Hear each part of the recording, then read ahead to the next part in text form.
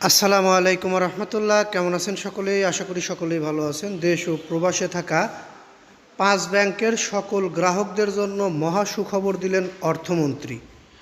সুদসহ টাকা ফেরত পাবে আমানতকারীরা। 5 ব্যাংক নিয়ে সংসদে অর্থমন্ত্রী। বাতিল হচ্ছে হেয়ার কাট। ধৈর্য সহকারে পুরো নিউজটি শুনলে আপনি বিস্তারিত বুঝতে পারবেন এবং এই 5 ব্যাংকের প্রত্যেকটি গ্রাহক এই নিউজের পরে এতটা খুশি হবেন যে কমেন্টে ভালোবাসা জানাতে ভুলবেন না। আর এই নিউজটি যদি ভালো লেগে থাকে অবশ্যই একটি লাইক দিবেন, কারণ আমরা আপনাদের জন্য অনেক নিউজ করে থাকি। নিউজগুলোতে লাইক দিলে আমরা পরবর্তীতে নিউজ করতে আগ্রহী হই। যাই হোক, আমরা বিস্তারিত আপনাদের মাঝে তুলে ধরতে চাচ্ছি। সুদসহ টাকা ফেরত পাবে আমানতকারীরা। 5 ব্যাংক নিয়ে সংসদে অর্থমন্ত্রী। একীভূত হওয়া ইসলামী ধারার 5 ব্যাংকের আলোচিত হেয়ার কাট থাকবে না বলে জানিয়েছেন অর্থমন্ত্রী আমির খসরু মাহমুদ চৌধুরী। তিনি বলেছেন, আমানতকারীরা তাদের টাকা সুদসহ ফেরত পাবে, তবে এজন্য একটু ধৈর্য ধারণ করতে হবে। আমরা জাতীয় সংসদে এই বক্তব্য শুনেছি। জরুরি জনগুরুত্বপূর্ণ বিষয়ে মনোযোগ আকর্ষণের বিধিতে দেওয়া নোটিশের জবাবে অর্থমন্ত্রী একথা জানান। বিএনপির সংরক্ষিত নারী আসনের সদস্য রেহেনা আক্তার রানু নোটিশটি দিয়েছিলেন। তিনি বলেন, এক্সিম ব্যাংক, সোশ্যাল ইসলামী ব্যাংক, ফার্স্ট সিকিউরিটি ইসলামী ব্যাংক, গ্লোবাল ইসলামী bank, union bank, national bank, IFIC bank সহ আরও কয়েকটি ব্যাংক অনিয়ম ও দুর্নীতির কারণে মালিকপক্ষের অর্থ পাচার, লুটের কারণে আমানতকারীরা তাদের টাকা তুলতে পারছে না। এই টাকা তাদের কষ্টে অর্জিত।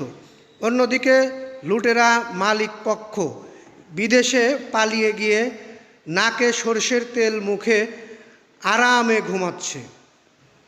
এই সদস্য বলেন, ৭৫ লাখ গ্রাহক আজ সরকারের দিকে তাকিয়ে আছে। তারা ন্যায় বিচার পাওয়ার জন্য রাষ্ট্রের কাছে দাবি জানাচ্ছে। তিনি ব্যাংকদের শাস্তি ও তাদের সম্পত্তি নিলামে বিক্রি করে গ্রাহকদের টাকা ফেরত দেওয়ার ব্যবস্থা নিতে দাবি জানান। একই সঙ্গে হেয়ার কাট ব্যবস্থা বাতিলেরও দাবি জানান তিনি। অর্থমন্ত্রী আমির খসরু মাহমুদ চৌধুরী বলেন, এটা একটি হৃদয় বিদারক ঘটনা। একটি নির্বাচিত সরকার এ ব্যাপারে নীরব থাকতে পারে না। সরকার দেশের অর্থনীতির মেরুদণ্ড, আর্থিক খাতকে স্থিতিশীল অবস্থায় ফিরিয়ে আনতে সুসংগঠিত ও বহুমাত্রিক রেজুলেশন কাঠামোর প্রতিষ্ঠা করেছে। এই কাঠামোর আইনি ভিত্তি হিসেবে ব্যাংক রেজুলেশন আইন করা হয়েছে।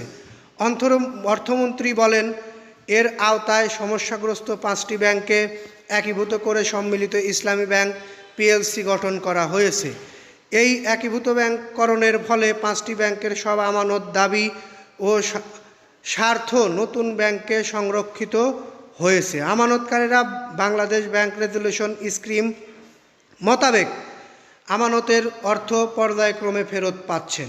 5টি ব্যাংকের অনিয়ম দায়ী ব্যক্তিদের শনাক্ত করতে বিশেষ ফরেনসিক অডিট চলমান, যার প্রতিবেদনের ভিত্তিতে পরবর্তীকালে সম্পদ পুনরুদ্ধারের ব্যবস্থা গ্রহণ করা হবে।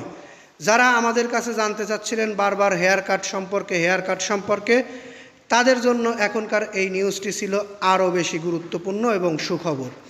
আপনাদের হেয়ার কাট বাতিল করে সুদসহ টাকা ফেরত দেওয়ার প্রতিশ্রুতি দিয়েছে বর্তমান বাংলাদেশ সরকারের অর্থমন্ত্রী আমির খসরু মাহমুদ চৌধুরী।